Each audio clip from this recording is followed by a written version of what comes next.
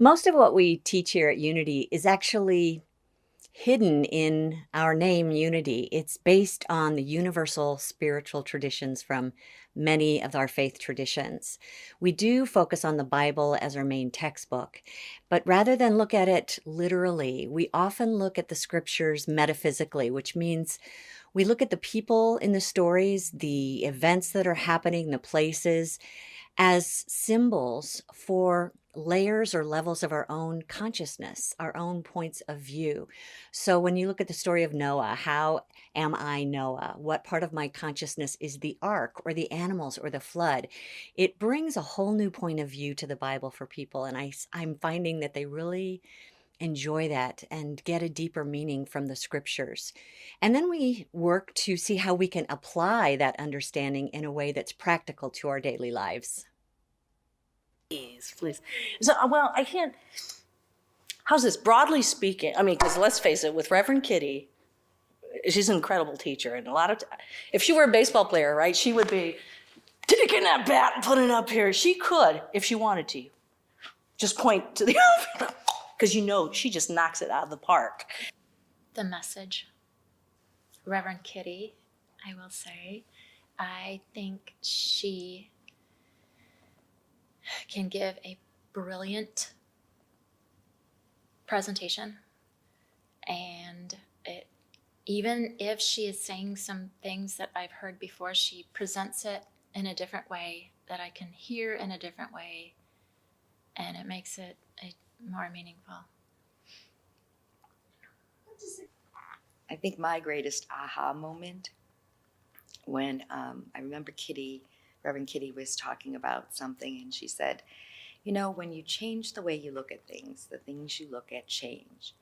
And I remember, and this is going back a few years, when I had heard that, it had just made such an impression on me that I started relooking at everything and make it a daily practice that if that thought comes in my head, to look at something in a not so positive manner, and I relook at it. I mean, even in business or relationships throughout the day, it really gives me perspective and makes me, kind of just take a breath and realize that this is not real. This is just a situation, and I have to relook at it differently and know that God is in this and all is good. What is it? It's kind of like a connection.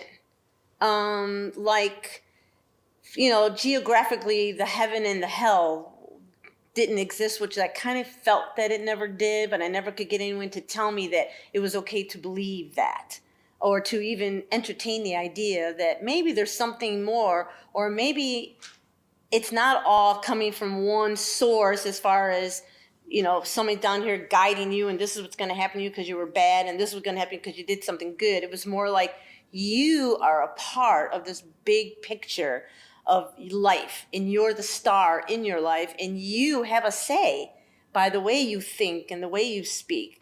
And I learned that from Reverend Kitty, and I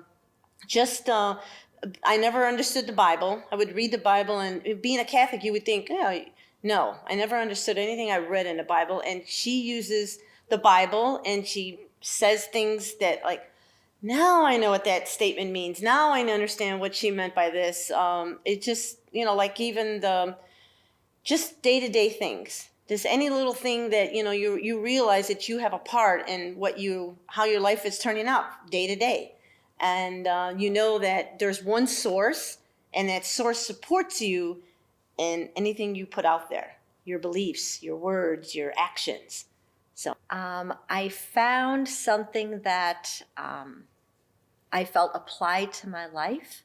I felt that it kind of resonated with me. It was like, yeah, I understand this. I get this. I loved the metaphysical meanings of the Bible passages, because the Bible never kind of really made a lot of sense to me until we talked about it metaphysically. I was like, oh, I get it. Okay, it really makes a lot of sense. I understand how I can apply that in my life and how I can live in that way.